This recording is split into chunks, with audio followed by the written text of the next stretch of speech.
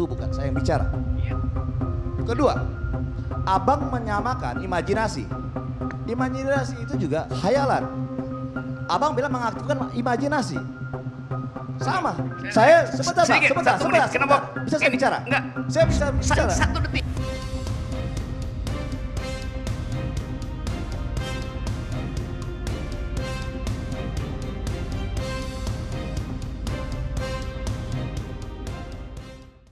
Bang Rocky. Apa kabar? Udah apa Anda mau ngomong? Oke, saya langsung to the point aja, Bang. Saya tersinggung. Pertama, setahu saya agama Anda Kristen. Dan republik ini didirikan oleh founding fathers kita. Dari semua agama. Baik itu pejuang, pahlawan nasional, semuanya. Kita sepakat dasar negara kita adalah Pancasila. Kitab suci dalam bahasa kabus Indonesia adalah mengacu kepada Al-Quran, Alkitab, Taurat, dan seterusnya. Itu bukan saya yang bicara. Kedua, abang menyamakan imajinasi. Imajinasi itu juga khayalan. Abang bilang mengaktifkan imajinasi. Sama. Saya sebentar. Kenapa? Bisa saya bicara? Enggak. Saya bisa bicara. Satu detik. Kenapa pakai kata Fiksi. juga? Enggak, saya mau persoalan.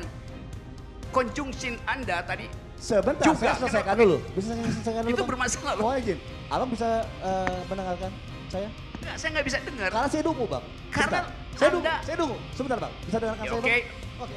Oke. Oke. Tapi abang menyamakan level kitab suci dengan imajinasi paralel dengan fiksi. Fiksi itu udah jelas novel, rekaan. Jika saya mengaktifkan imajinasi, maka kitab suci itu adalah fiksi.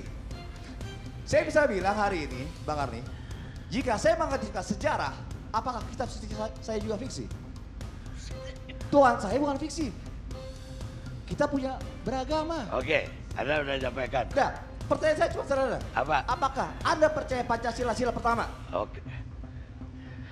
Oke. Tolong dijawab, Ya, jangan saya jawab. pakai filsafat. Oke. Sederhana. Tapi Ya. saya To akan the point. jawab. Ya Saya udah, jawab. Anda diam. Saya akan jawab dengan cara saksama dalam tempo sesingkat-singkatnya. Bagus. Pertanyaan, merdeka. oke. Pertanyaan tentang Pancasila. Pada hari ulang tahun Pancasila 2018, Yang saya tanyakan apakah abang Ya, itu saya ada- beragama Anda percaya dengar Tuhan atau dong. tidak? Aduh. Ini giliran dia, Anda diam dong. Oke. Noroki dong. Pak. karena itu 2018 tahun yang lalu, ulang tahun Pancasila, diluncurkanlah sebuah majalah ilmiah, judulnya Prisma, dihadiri oleh Presiden Joko Widodo. Saya menulis di situ filosofi Pancasila dengan argumen yang sangat kuat. Saya tanya sebelumnya, sebelum Anda melaporkan saya, Anda baca nggak majalah Prisma itu?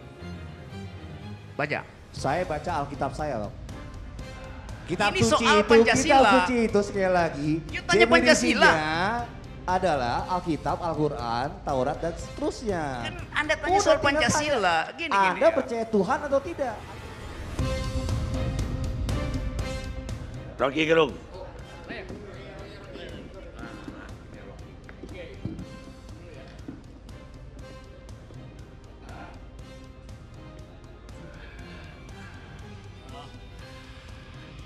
Oke,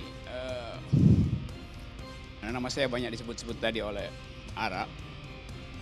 Seberapa dekat Anda dengan Presiden Ara? Ya. Presiden ini dekat tadi sama Ara. Saya juga nggak setuju Bang bahwa Presiden feodal. Dia bisa ngomong terima kritik. Oke, saya udah dengar itu. Oke. Pertanyaan saya, seberapa dekat Anda dengan Presiden? Kalau Presiden tidak bisa mendengar kritik dan saran, tadi saya di sini saja mengatakan, Kan saya tanya sedekat apa itu? Dekat sekali, biasa atau dekat sekali? saya yang penting adalah saya bisa menyampaikan apa yang benar, apa yang saya dengar, apa yang saya lihat, dan apa Ya. yang saya yakini benar. Oke, saya jawab. Jadi kalau kita dekat itu, bukan kita minta-minta proyek dan sebagainya, atau kita mempertahankan jabatan. Dia nggak pertanyakan itu. Oh iya, Saya jawab Dekat. cukup dekat. Oke, saya mulai. Oke, saya percaya aja tuh. Saya mau terangkan itu dari segi itu dan saya juga nggak ada beban untuk mengucapkan kalimat-kalimat berikutnya nanti. Karena Presiden bilang dia nggak ada beban itu. Karena itu saya nggak ada beban. Bukan karena nggak ada badut maka saya nggak ada beban, tapi karena memang ini adalah periode terakhir. Begitu Presiden bilang dia tidak ada beban, maka partai politik pendukung maupun oposisi punya prinsip yang sama, nggak ada beban. Anything goes. Berarti ada potensi untuk merampok lagi, itu kan nggak ada beban. Kan Presiden bilang dia nggak ada beban, dia bisa lakukan apa aja, maka partai juga akan lakukan hal yang sama. Oke. Itu soal pertanyaan. Yang kedua, memang ada pesimisme di dalam masyarakat. Jadi kalau Ara bilang jangan pesimis, lo itu faktanya pesimis. Tadi caption di TV One, 4 orang yang ditanya, 4-empatnya mengatakan tidak perlu pindah, itu pesimisme. Dia nggak mau sebutin pesimisme itu, saya mau sebutin itu. Ide itu diujinya di dalam konsistensi, bukan di dalam fakta dan bukan dalam akibat itu. Karena memang baru ide itu, jadi kita hanya bisa menguji ide pemindahan itu di dalam logika. Itu dulu ya. Sekarang misalnya, kalau kita ingin pindahkan sesuatu, artinya kita ingin sesuatu itu keluar dari dan masuk ke, itu namanya pindah tuh. Jadi ada arah dan ada vektor. Kesini ke sini dan ada besaran energi yang diperlukan tuh. Ada arah dan ada vektor. Sekarang sampai sekarang kita nggak tahu alasan pindah dari dan alasan masuk ke gitu. Pindah dari Jakarta alasannya apa? Masuk ke Kalimantan alasannya apa? Bukan gak ada alasan, justru karena keterangannya bermacam-macam tadi. Ketua Bappenas bilang, ya ini kita mesti pindah karena Presiden mengatakan Kalimantan itu kita mesti punya ibu kota di tengah-tengah persis Indonesia tuh. Jadi alasan geografi. Kita bisa bikin jangkar terus putar di situ. Lalu orang bertanya, loh di zaman ini apa pentingnya posisi geografi dari satu tempat yang strategis itu? Anda beribu kota di Kalimantan yang paling persis koordinatnya, tapi Anda mesti layani orang yang ada di ujung Papua yang WA Anda itu. Yang mana yang jadi center gitu? Jadi kekacauan tentang ide. Ide awal adalah pindah karena itu center dari Indonesia. Saya baca lagi, mengapa mesti pindah? Karena Jakarta dibuat oleh kolonial, kita mesti bikin kota berdasarkan kemampuan arsitektur kita tuh. Jadi nggak jelas lagi historis kah, geografi kah. Alasan berikut macam-macam itu. Nah, dari alasan-alasan itu jadi orang pesimis kan. Jadi nggak ada salahnya pesimis itu. Nah, kalau kita nggak menemukan alasan otentik dari pindahnya ibu kota, ada alasan lain. Bukan ibu kota pindah, tapi pusat pemerintahan yang pindah. Itu juga blur. Apa yang dimaksud? Di zaman modern pusat pemerintahan itu bukan di istana, tapi di otak, di kepala tuh. Kalau otaknya kosong, pusat pemerintahan tuh nggak ada gunanya tuh. Jadi ini soalnya. Jadi orang merasa kok ada yang aneh dalam diskusi. Lalu orang mulai cari keterangan dalam prestasi Pak Jokowi. Kenapa dia pesimis? Sebab bab 1 dari biografi nanti Pak Jokowi adalah soal SMK yang adalah ngibul. Itu bab 1-nya tuh. Sekarang kita tahu Pak Jokowi akan tutup masa pengabdiannya di 2024. Karena itu tadi di berita 2023 harus pindah supaya ada bab terakhir dari biografi dia. Itu legasinya tuh. Jadi bab 1 ngibul, bab terakhir asbun. Karena orang nggak lihat konsistensi kan, sehingga mungkin nanti ada judul ILC 2024 pembahasan buku Jokowi. Judulnya dari ngibul to asbun itu. Itu konkret disadari. Boleh saya juga? Silakan. Bicara. Nanti saya terusin ya. Tapi jangan diambil semua waktu ya. Karena udah Apa? hampir Kita jam senang 12. diskusi yang berkualitas. Ya saya senang ya tadi kita punya posisi Dan kita memerlukan betul baik di dalam dan di luar ya Bung Rocky yang mengkritisi seperti ini. Jadi menurut saya itu bagus. Tapi sering saya katakan juga sama Bung Rocky, mengkritisi dari dalam juga itu tidak mudah juga. Saya pilih kritisi dari luar. Ya, jadi mengkritisi dari dalam juga itu berjuang untuk bagaimana menyampaikan tadi ya, bagaimana konsistensi. Kita harus akui tidak ada pemerintahan yang sempurna. Oh ya, Pasti tentu itu. ada yang enggak, kita sportif saja. Ya, kita punya beberapa presiden pasti ada kelebihan, ada kekurangan.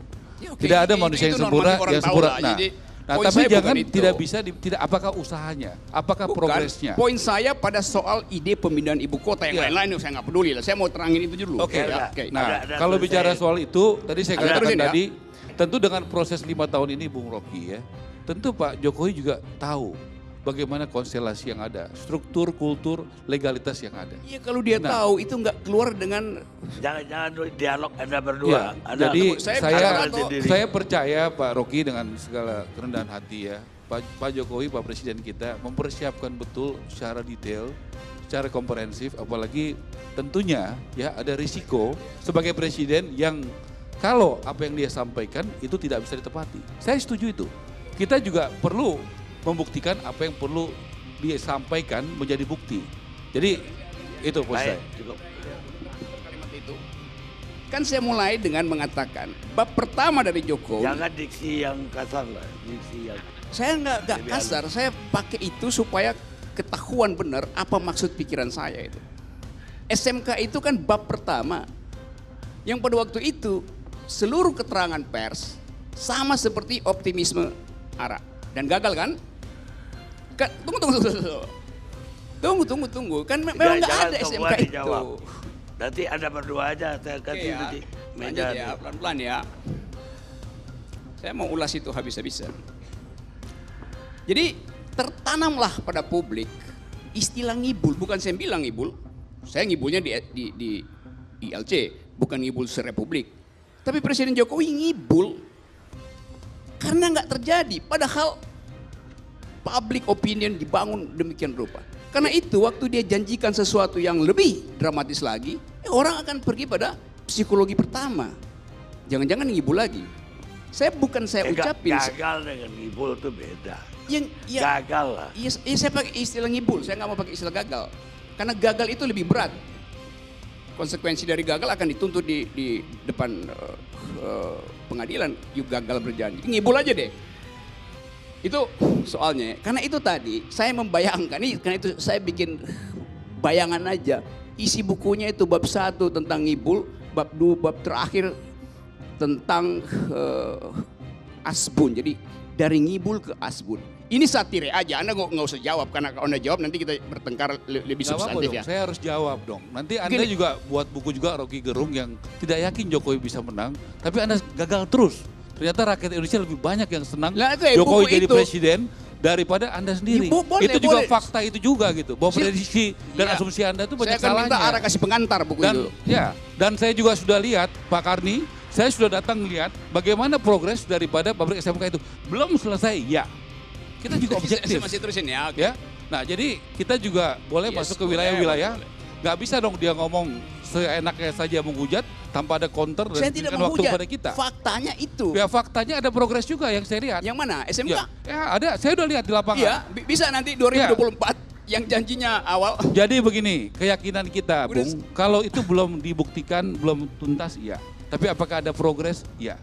Kita juga mengawal dari dalam. Benar, saya tahu itu. Ya, Saya jadi- saya tahu saudara dan geng saudara ingin membuktikan itu berhasil. Saya nggak punya geng. Oke, kalau nggak punya geng, oke, saya buatkan geng baru nanti ya. Enggak. Kita punya pendirian sendiri, kita nggak perlu geng menyampaikan yang benar. Jangan Yes, berdebat. ya karena Nanti itu. saya tutup loh. Boleh, karena itu. segmen ini. Yes, karena itu jangan interupsi supaya saya selesaikan argumentasi saya. Oke ya, saya lanjut ya. Sekarang saya bayangkan aja bahwa oke, setelah presiden minta izin, proses politik pindah ibu kota itu. Oke, sekarang kita uji lagi. Setelah ibu kota pindah, asumsinya adalah jadi green city. Tapi dia lokasinya di tengah anak benua. Jadi you mesti pakai pesawat ke situ. Artinya frekuensi pesawat untuk tiba di ibu kota dari 100 kali sehari jadi 1000 kali sehari. Saya bayangkan berapa tahun ke depan itu. Jadi berapa banyak kebisingan yang dihasilkan yang mengganggu burung, ular, kecoa, cebong, kampret di anak benua itu. Saya bicara tentang environmental ethics. Berapa banyak private jet yang terpaksa mesti ke Kalimantan karena mesti KKN. Yes, itu logik dari kekuasaan. Kekuasaan akan menarik semua Maksudnya potensi. KKN gimana, Bung? Ya? Maksudnya KKN gimana? Gak usah diperpanjang itu. Tadi Anda bilang KKN maksudnya gimana? Kita rehat pemirsa. Coba Anda bicara yang benar. Nah, saya mau kasih keterangan dulu sebab itu deception, bisa salah arah yang diterangkan oleh saudara Renard Kasali. Hoax itu kalau Anda baca sejarah, karena you sebut tadi di dalam ilmu pengetahuan hoax itu adalah jahat. Gitu. Asal usul hoax itu, kata hoax itu pertama kali muncul dalam sejarah ilmu pengetahuan ketika seorang profesor fisika namanya Alan Sokal menulis sebuah artikel di majalah Social Text dengan nama samaran, lalu dipuji-puji oleh redakturnya tanpa tahu bahwa itu adalah bohong. Jadi fungsi dari hoax Alan Sokal itu adalah dari untuk situ. menguji apakah redaktur dari majalah yang bergengsi itu punya otak apa enggak. Ternyata enggak punya otak. Bukan, Hal saya harus yang koreksi sama, Anda. kita ajukan ujian pada kekuasaan dan kekuasaan bereaksi negatif. Artinya kekuasaan juga nggak berpikir. Yang kedua, kalau Anda sebut misalnya bahwa ini adalah hoax, itu adalah pekerjaan iblis, lalu yang menjanjikan 50 juta buat rakyat Lombok itu presiden atau iblis? Saya kira biar beliau Saya jawab. kira referensi itu tidak cukup hanya membaca satu. Bukan tidak cukup, Anda itu harus asal usul banyak pertama. membaca buku, Anda harus baca referensi. Dengan referensi tunggal itulah jadinya seperti ini. Itu Karena referensi paling Anda dasar memiliki satu referensi belajar seperti tentang itu. hoax Oke, itu. hoax. Asal Ada kotanya, nggak bisa dengar dulu? asal kata hoax itu adalah hokus. Terus? Hokus itu artinya adalah mengelabui. Itu Itu etimologinya, yang tetapi diambil sejarah dari hoax kejadian para tukang sulap yang kemudian mengelabui fungsinya apa? mata orang lain. Fungsinya menguji orang dungu. Mengelabui. Orang Ya. dungu. Yes. Karena itu yang terjadi. Jadi skandal Alan Loh, Sokal itu. Jadi hari skandal. ini bukan orang dungu yang dikelabui, orang-orang pandai, orang-orang yang ibadahnya baik pun Asal usul dari hoax dikelabui. itu, asal usul Saya dari kira- istilah saya kira hoax ini gantung. terjadi ketika Alan Sokal menguji kedunguan redaktur dari majalah Social Text. Itu poinnya tuh. Itu pentingnya Anda belajar. Saya supaya kira nggak terlalu referensi dungu itu harus ya. ditingkatkan ya. Kalau Anda hanya persepsi dan tunggal, memang itu jadi bahaya. Oke, silakan. Maaf ini. Ya tapi Sedikit ini aja, waktu udah Ya, berhabis ya, sedikit ya. ya, sedikit aja. Sedikit Bang ya. Saya udah hampir stop Ya. dia. Sedikit aja. Tadi dikatakan bahwa pers dikendalikan, tidak bebas lagi. Buktinya sampai hari ini Rocky Gerung masih bisa bicara di ILC. Ya betul. ILC ini adalah media, bukan sosmed ini. Gini ya. Nah, ini ILC ini media. Artinya Bung Rocky Gerung sampai hari ini masih bisa bicara bebas di ILC. Oke. Ya, satu. Yang kedua, sampai hari ini tidak ada media yang dibredel. Oke. Ya, tidak ada yang dibredel. Jadi di mana? Di mana kontrol medianya, berarti di mana dikendalikan, artinya tidak bisa ngapa-ngapain medianya. Itu dua. Yang ketiga tadi sekalian juga menjawab Bung Fahri mengenai latar belakang Pak Jokowi. Justru yang mengetahui latar belakang Pak Jokowi yang pertama kali lah PKS Solo. Yang mengajukan Pak Jokowi jadi wali kota Solo. Jadi yang sebenarnya paham itu adalah PKS Solo yang paham betul mengenai latar belakang Pak Jokowi. Jadi tadi itu soal jangan dibenarkan juga bahwa hoax itu boleh, ya. Jangan dibenarkan bahwa hoax boleh karena media terkontrol atau dikendalikan. Padahal beliau sampai hari ini bisa bicara. Iya. Gitu. Jadi itu juga sementara. Dia ini. masih Terima kasih. memanfaatkan kebebasan pers. Ya, ini ya sampai hari ini masih memanfaatkan kebebasan pers. Buktinya tiap ILC beliau bisa ngomong Oke. apa aja gitu. Sekarang Terima saya kasih. uji coba. Oke, coba saya uji. Nah, tesis ayo sekarang. kita saling uji. Oke, saya uji ya. Boleh nggak? Oke. Boleh nggak ucapan saya tadi, saya ucapkan di Metro TV itu? Boleh kalau Anda hadir boleh.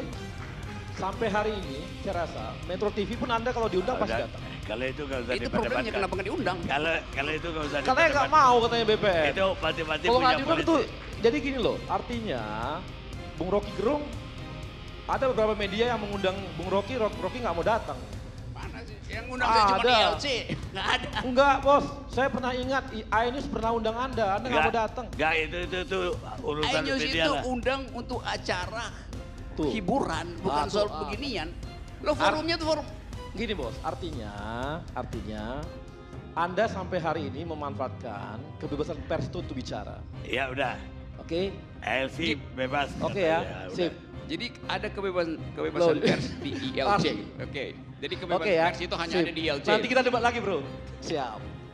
Oke, saya lanjut ya. Karena itu, karena ketiadaan kebebasan informasi, maka muncullah apa yang disebut prejudice. Purbasangka itu. Purbasangka itu dasarnya adalah past event. Apa yang pernah terjadi sebelumnya tuh. Jadi orang mencurigai justru kenapa kekuasaan ini memburuk setiap hari. Mengapa pengendalian opini berlangsung terus? Mengapa ada mobilisasi ASN? Mengapa anggaran belanja negara itu justru dikeluarkan di ujung masa kampanye dan itu artinya anggaran pencitraan itu. Itu prejudice yang ada basisnya tuh. Karena rentetannya begitu. Sekarang orang curigai, mengapa pada akhirnya dikeluarkan undang-undang pamungkas yang namanya undang-undang terorisme itu. Oke. Ini ya, Anda kan di Demokrat Iya, sekarang. kalau itu nggak usah dijawab lah. Iya ya Kak, maksudnya saya mau beritahu aja, beliau ini di Demokrat. Biar tahu saja, dulu Pak SBY itu mengeluarkan yang namanya uang-uang sosial itu, Tunggu, itu tunggu. Saya untuk di Demokrat. memperpanjang Ini- pemerintahannya. Ini juga hoax paling aneh. Oh, bukan Demokrat? Kapan Bukan. saya Demokrat? Oh enggak, oh ya sip. nah, Boleh kan juga. Gini. Oke, oke. Saya bisa putus langsung. Oke ya. Ada yang terakhir. Anda mau ucapkan apa terakhir? Ya, jadi kekacauan kita terjadi karena ketidakjujuran pemerintah. Itu soalnya. Jadi jangan mencurigai rakyat kalau pemerintah sendiri tidak terbuka terhadap semua informasi publik. Baik, sekarang dari saya. Oke. Saya minta klarifikasi Anda mengatakan bahwa ALC itu oposisi. Kapan saya ngomong bahwa Ada. saya oposisi? Bahwa itu Oke. forum oposisi. Oke, saya Ada terangkan sekarang. videonya. Oke, saya terangkan ya. Kenapa ILC itu oposisi? Karena saya hanya bisa menyalurkan pikiran oposan saya melalui ILC. Jadi saya anggap ILC ada saluran oposisi saya. Karena saya pikir juga begitu. Kalau ada lihat oposisi duduk aja, oposisi itu sedikit. Tapi gara-gara Anda bicara, ALC dianggap orang oposisi. Dia nggak apa-apa? Dianggap orang oposisi. Ya bagus kan buat naikin Tapi rating. kenapa Anda bilang lagi bahwa ALC tempat Anda berbohong? Saya nggak bilang berbohong, tempat saya ngibul, lain dengan berbohong. Oke, ngibul kenapa? Apa maksudnya? Ngibul itu adalah kegembiraan orang supaya mengaktifkan suasana. Sekarang juga saya lagi ngibul. Jadi entertain bos ya. Kalau bohong itu kejahatan, ngibul itu kegembiraan biasa aja. Udah kalau gitu memang Rocky Gerung adalah artisnya ILC gitu. Iya. Entertain. Saya lanjut lagi ya. Akibat dari diterapkannya atau peluang diterapkannya, bahkan pada tingkat wacana diterapkannya undang-undang terorisme, itu wartawan asing telepon saya. Peneliti asing heboh lagi itu. Karena mereka khawatir bahwa indeks demokrasi Indonesia akan turun lagi. Karena menerapkan undang-undang teror. Jadi itu kan bodoh kan. Karena kita di luar negeri akan dikasih rating bahwa indeks demokrasi kita turun lagi karena ada wacana ini.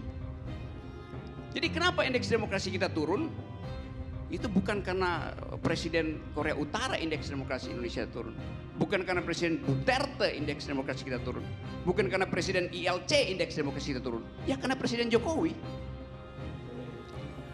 Saya kira saya udah akhiri ini. Jadi kita Oke, saya masih ada poin satu terakhir. enggak apa? Terakhir ya. Oke.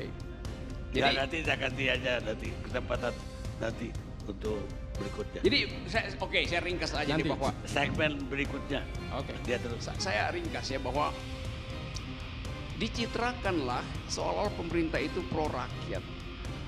Di ujungnya dihasilkan undang-undang anti terorisme buat menutup mulut rakyat. Itu nggak beres. Itu sama seperti di dalam mitologi Yunani ada seorang raja yang dicitrakan sebagai raja yang baik, namanya Procrustes. Setiap malam dia undang satu warga negara tidur di ranjang emasnya. Malam-malam dia intip. Kalau si warga negara tubuhnya lebih panjang dari ranjang emasnya, digergaji kakinya tuh.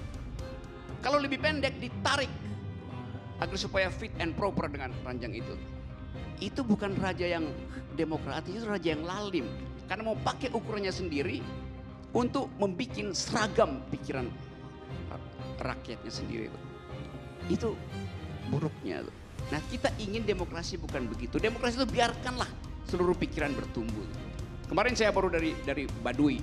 Di Baduy itu, kalau Anda di Baduy, rumah orang Baduy itu nggak beraturan. Karena panjang penyangga atap itu, bambu itu sengaja dibiarkan yang panjang ke situ, yang pendek sih nggak beraturan. Tapi filosofinya jelas.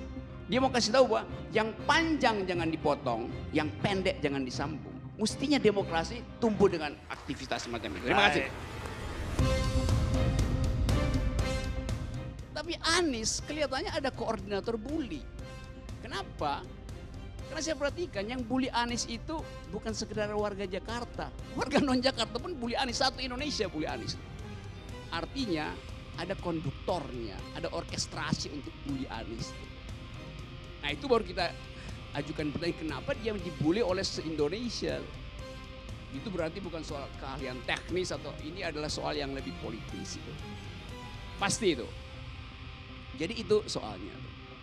Nah kita usutlah satu persatu apa soalnya tuh. Karena ada sekuensis peristiwa politik dari nasi goreng, nasi kebuli segala macam itu. Dan orang mau cicil bulian itu untuk melihat psikologi Anies. Nah bully itu biasanya yang jadi persoalan kan kalau anak kecil dibully. Jadi bully itu bukan soal politik. Menghina martabat orang itu membuli itu. Tapi kalau saya menghina pejabat publik itu nggak membuli. Karena pejabat publik memang terbuka untuk dihina, dikritik, dicaci maki bahkan. Karena yang saya kritik, kita kritik itu adalah jabatannya bukan orangnya. Tapi kalau menyangkut orangnya tadi, soal ras segala macam, identitas privat, itu baru namanya bully itu. Anak kecil biasanya dibully, dia stres. Lalu ada perubahan psikologinya tuh, orang tuanya peka. Lalu dia lapor guru, guru mesti periksa pelan-pelan di mana bullying itu terjadi. Tapi itu anak kecil, langsung terlihat psikologinya. Anies ngakak-ngakak aja tuh nggak terasa bahwa dia. Jadi nggak ada gunanya dikoordinir secara nasional pun bullying buat Ani. Pasti itu koordinatornya di apa namanya Pushonal, Pusat Hoax Nasional tuh ada tuh koordinator bully situ tuh. Jadi ini adalah imbas dari keadaan sebelumnya tuh. Nah sekarang problemnya misalnya tuh apa sebetulnya yang diinginkan itu untuk bully Anies secara politis? Kan kita bisa ujikan itu. Misalnya tiba-tiba Nasdem secara radikal mencalonkan Anies calon presiden 2024, Ahok adalah wakil presidennya tuh. Kita pikir berhenti itu bullying tuh. Karena difasilitasi kan dua-duanya Nasdem, LSM Nasdem kan penggagas kan Ahok dan Anies masuk akal aja kan. Nah itu yang kita mau lihat sebetulnya tuh. Jadi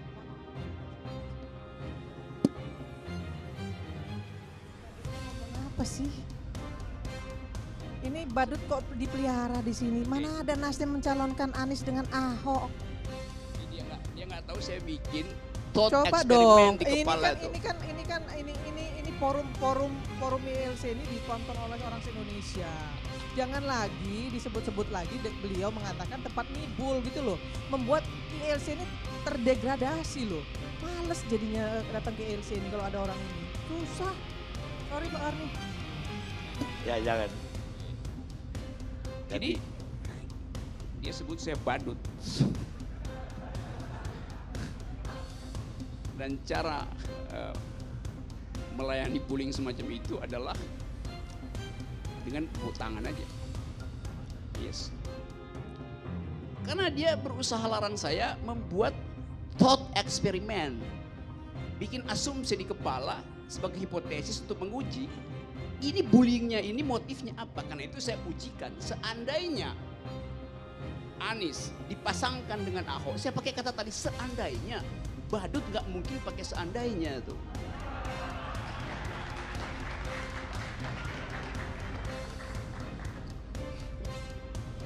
Jadi itu tadi reaksi seorang badut. Karena nggak paham logik di dalam. Oke ya. Nah, cara menghormati badut adalah dengan mentertawakannya. Kalian tadi barusan menghormati beliau.